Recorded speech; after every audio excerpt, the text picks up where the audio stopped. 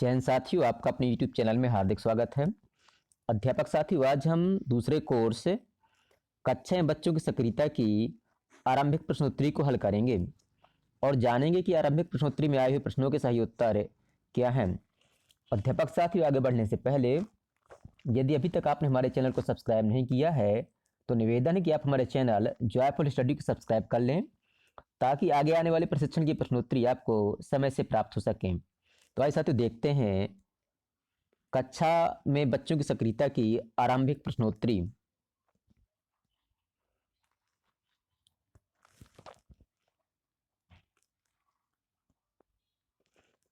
अध्यापक साथियों, आरंभिक प्रश्नोत्तरी शुरू करने से पहले आपको यहां पर अपना नाम अंग्रेजी के कैपिटल अक्षरों में लिखना होगा। अपना नाम दर्ज करने के बाद आपको नेक्स्ट पर क्लिक करना है। इसके बाद अध्यापक साथियों, आपको यहां पर अपनी यूनिक आईडी इस प्रकार से दर्ज करनी है।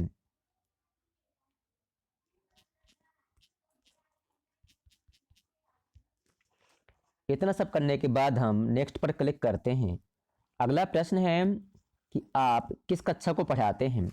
तो अध्यापक साथियों, आप जो है जिस कक्षा को पढ़ा रहे हो उस पर आपको टिक करना है। यदि आप शिक्षक नहीं हैं, आप सीएसी बीएसी हैं, तो आपको यहाँ पर टिक करना है।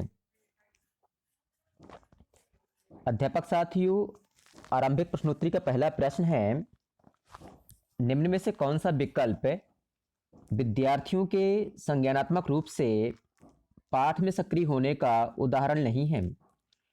ऑप्शन पहला है शिक्षक के साथ साथ या शिक्षक के बाद उनके वाक्यों को दोहराना। दूसरा ऑप्शन है शिक्षक के निर्देश ध्यान से सुनकर पाठ्यपुस्तक में दी गई पहेली सुलझाना। तीसरा ऑप्शन है अपने साथियों के साथ शिक्षक द्वारा पूछे गए प्रश्न का उत्तर खोजना।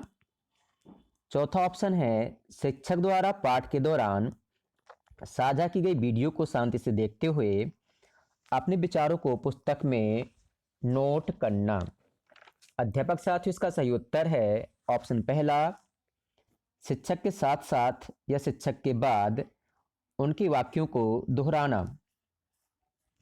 अगला प्रश्न है, निम्न में से कौन सा कथन हुक एक रोचक शुरुआत तकनीकी प्राथमिक उद्देश्यों में से एक नहीं है। ऑप्शन पहला है विद्यार्थियों को विषय वस्तु सीखने के लिए प्रेरित करना। ऑप्शन दूसरा है पाठ के प्रति बच्चों की जिज्ञासा जागृत करना। ऑप्शन तीसरा है विद्यार्थियों को पूर्व ज्ञान का उपयोग करना। ऑप्शन चौथा है विद्यार्थियों की समझ के स्तर का आकलन करना। अध्यापक साथियों, इसका सही उत्तर है ऑप्शन चौथा, विद्यार्थियों की समझ के स्तर का आकलन करना। अगला प्रश्न है, साक्षी मैडम के विद्यार्थी या तो कक्षा में बिल्कुल भाग नहीं लेते हैं या केवल कुछ ही विद्यार्थी भाग लेते हैं। उन्हें अपनी कक्षा में कोल्ड कॉलिंग का उपयोग करना चाहिए क्योंकि ऐसा करने से साक्षी मैडम, पहला ऑप्शन है कक्षा में बेहतर नियंत्रण पा सकेंगी। दूसरा ऑप्शन है उन्हें कक्षा में पूछे जाने वाले प्रश्न हेतु तैयारी करने की आवश्यकता नहीं होगी। तीसरा ऑप्शन है शिक्षण अध्ययन प्रक्रिया में स्वेच्छा से भाग न लेने वाले विद्यार्थियों की भागीदारी और सक्रियता सुनिश्चित कर सकेंगी। अगला ऑप्शन है भाग ले रहे विद्यार्थियों की सराहना कर सकेंगी जिससे कक्षा में भागीदारी बनी रहे। साथ ही इसका सही उत्तर है ऑप्शन तीसरा, शिक्षण अध्ययन प्रक्रिया में स्वेच्छा से भाग न लेने वाले विद्यार्थियों की भागीदारी और सक्रियता सुनिश्चित कर सकेंगी।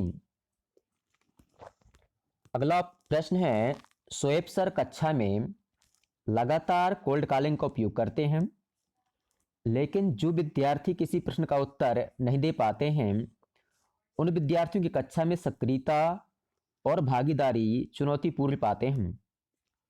आप शोएब सर को निम्न में से कौन सा सुझाव देंगे।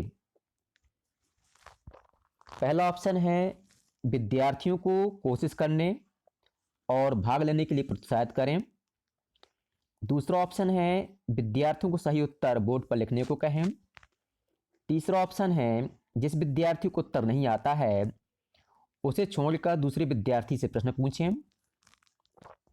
चौथा ऑप्शन है विद्यार्थी को उत्तर तक पहुंचने के लिए संकेत या एक सहायक प्रश्न प्रदान करें। अध्यापक साथियों, इसका सही उत्तर है ऑप्शन चौथा, विद्यार्थी को उत्तर तक पहुंचने के लिए संकेत या एक सहायक प्रश्न प्रदान करें।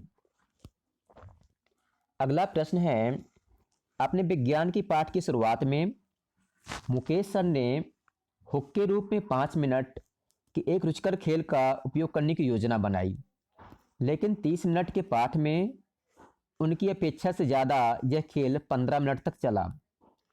निम्न में से सबसे उचित बदलाव चुनें जो मुकेश सर अगली बार अपने पाठ में कर सकते हैं। पहला ऑप्शन है पाठ में खेल के बजाय वीडियो या किसी अन्य गतिविधि का उपयोग करें। दूसरा ऑप्शन है समय का बंधन न रखते हुए विद्यार्थियों को अच्छे से खेलने दें ताकि वे ऊर्जावान रहें। तीसरा ऑप्शन है खेल की अवधि को 5 मिनट से कम रखें। और चौथा ऑप्शन है खेल का नतीजा ना निकले लेकिन 5 मिनट बाद खेल को समाप्त कर दें। साथ ही इसका सही उत्तर है ऑप्शन तीसरा, खेल की अवधि को 5 मिनट से कम रखें। अगला प्रश्न है, आपके अनुसार कक्षा कक्ष में शिक्षक को खड़े होने के लिए निम्न में से कौन सा स्थान चुनना चाहिए? आपके अनुसार कक्षा कक्ष में शिक्षक को खड़े होने के लिए निम्न में से कौन सा स्थान चुनना चाहिए? पहला ऑप्शन है कक्षा में सबसे पीछे खड़े होना चाहिए जिससे पाठ के दौरान सभी विद्यार्थियों को देखा जा सके। दूसरा ऑप्शन है पूरी कक्षा में घूमते रहना चाहिए जिससे सभी विद्यार्थियों को आवश्यकतानुसार सहायता प्रदान की जा सके। तीसरा ऑप्शन है बोर्ड के पास कक्षा के सामने खड़े होना चाहिए जिससे विद्यार्थी आपको देख सकें। चौथा ऑप्शन है एक कोने में खड़े होना चाहिए जिससे विद्यार्थी टीएलएम और बोर्ड को देख सकें। साथ ही इसका सही उत्तर है ऑप्शन दूसरा, पूरी कक्षा में घूमते रहना चाहिए जिससे सभी विद्यार्थियों को आवश्यकतानुसार सहायता प्रदान की जा सके। अगला प्रश्न है, कक्षा में विद्यार्थियों की सक्रियता आवश्यक है क्योंकि सबसे उचित विकल्प चुनें। पहला ऑप्शन है इससे विद्यार्थी कक्षा में खुश रहते हैं। दूसरा ऑप्शन है इससे कक्षा में विद्यार्थियों की भागीदारी बनी रहती है। तीसरा ऑप्शन है वे परीक्षा में अधिक नंबर ला पाते हैं।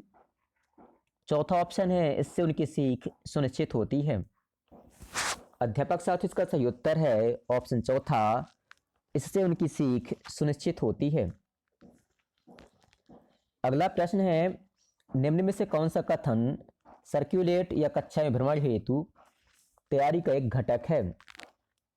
पहला ऑप्शन है आसानी से कक्षा में भ्रमण कर पाने के लिए मार्ग में से बाधाओं को हटाना। दूसरा ऑप्शन है विद्यार्थियों को उनके सीखने के स्तर के अनुसार बैठाना। तीसरा ऑप्शन है विद्यार्थियों से पूछे जाने वाले प्रश्न तैयार रखना। चौथा ऑप्शन है भ्रमण के दौरान इस्तेमाल किए जाने वाले टीएलएम की तैयारी करना।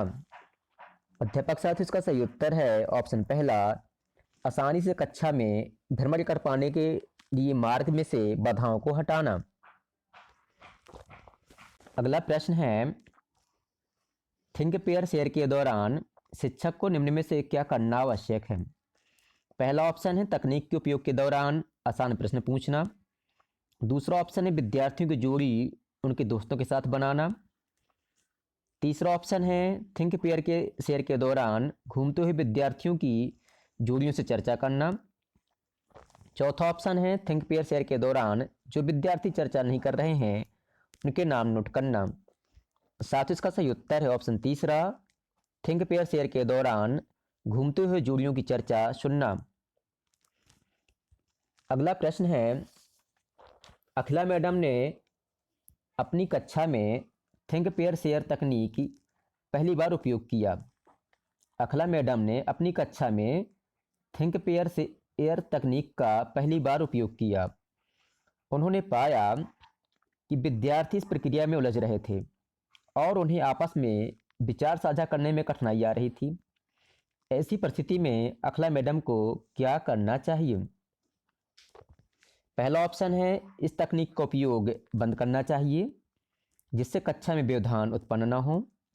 दूसरा ऑप्शन है प्रक्रिया को रोककर निर्देशों को दोहराना चाहिए जिससे विद्यार्थियों को जोड़ियों में विचार साझा करना समझ आए। तीसरा ऑप्शन है कुछ नहीं, बस इस तकनीक को दोहराते रहना चाहिए क्योंकि समय से इसका क्रियान्वयन ठीक हो जाएगा। चौथा ऑप्शन है बच्चों की जोड़ियां बदलनी चाहिए जिससे वह अपने मित्रों के साथ खुलकर विचार साझा कर सकें। साथ इसका सही उत्तर है ऑप्शन दूसरा, प्रक्रिया को रोककर निर्देशों को दोहराना चाहिए जिससे विद्यार्थियों को जोड़ियों में विचार साझा करना समझ आए। अध्यापक साथियों, आरंभिक प्रश्नोत्तरी में हमने 13 में से 13 प्रश्नों के उत्तर दिए हैं। इसके बाद आपको यहाँ पर सबमिट बटन पर क्लिक करना है। जैसे आप यहाँ पर क्लिक करेंगे तो आपके सामने आपके द्वारा सही किए गए प्रश्नों के उत्तर आ जाएंगे। आप हमें कमेंट कर जरूर बतलाएं कि आपको जो है प्रश्नोत्तरी में कुल कितने अंक प्राप्त हुए हैं।